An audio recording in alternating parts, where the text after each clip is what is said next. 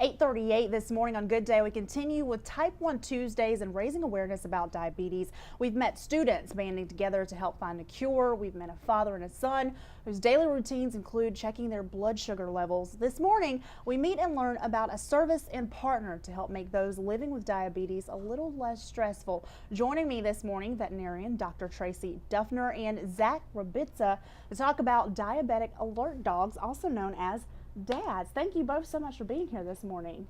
This is the first time I've ever heard of diabetic alert dogs. Tell me a little bit about them, Zakk. Diabetic alert dogs were recently discovered just a little bit ago, over 10 years maybe, by Dana Hardin's grandmother. And what they figured out was that the dog was figuring out that whenever her blood sugars would go low, the family would have a commotion. So whenever the family would do that, dogs started to quickly pick up on every single time this human that smells like this, the family's having a commotion. Why are they doing this? I want to be a part of it. So the dog started doing it on its own, and that's where they originated from. Gotcha. Now, Dr. Duffner, how are dogs able to sense this? How are they able to smell it? Like, how does that work? Yeah, so we smell through something called olfactory receptors, which link straight to the brain. These are specialized nerve cells. And in humans, we have 10 to 30 million olfactory receptors. Dogs have between 125 and 250 million olfactory receptors. And the service dogs typically have at least 220 million.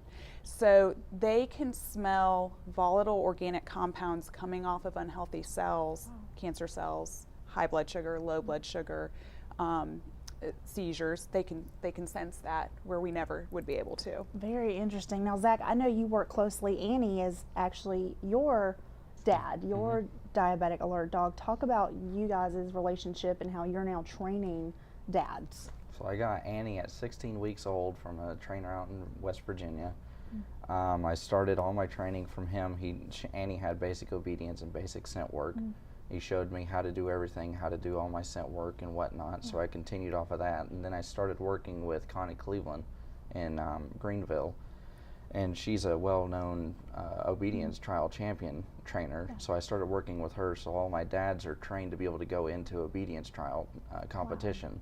And then the scent work, I continued and created my own method of scent work and layer scenting. Okay, so how does Annie help you on a day-to-day basis? Annie alerts me maybe 4 to 5 times a day on my lows and highs. So her target high is around 300, her target low is at 100, and she's also figuring out that she can alert me between 150 going down if I'm going down too fast before I even get into a danger zone. Now, how does an alert work? How does she alert you? Annie alerts me by doing a paw behavior at my kneecaps, and then every single dog has their own specific thing that they do. For some reason, Annie picked up a whinny like a horse does.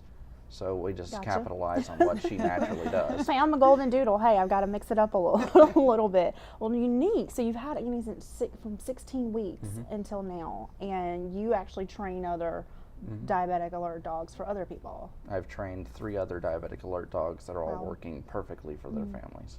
Now, Dr. Duffner, can any dog out there be a diabetic alert dog? No, these dogs go through rigorous screening. They need to be healthy, healthy knees, healthy elbows, healthy hearts, healthy lungs.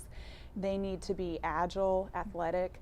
The biggest thing though is these dogs need to be tenacious. They need to be able and willing to work 24/7 without direct reward, and to not stop, not give up, and not every dog's cut out for that. Wow, very fascinating. As we continue to fight for the cure for type 1 diabetes, who knew that man's best friend is helping in certainly more ways than one. Thank you so much, Zakk, and thank you, Dr. Duffner, for coming on this morning. And thank you, Annie, for helping out. All right, folks, let's stick around. We've got even more health news on the way right here when Good Day comes right back.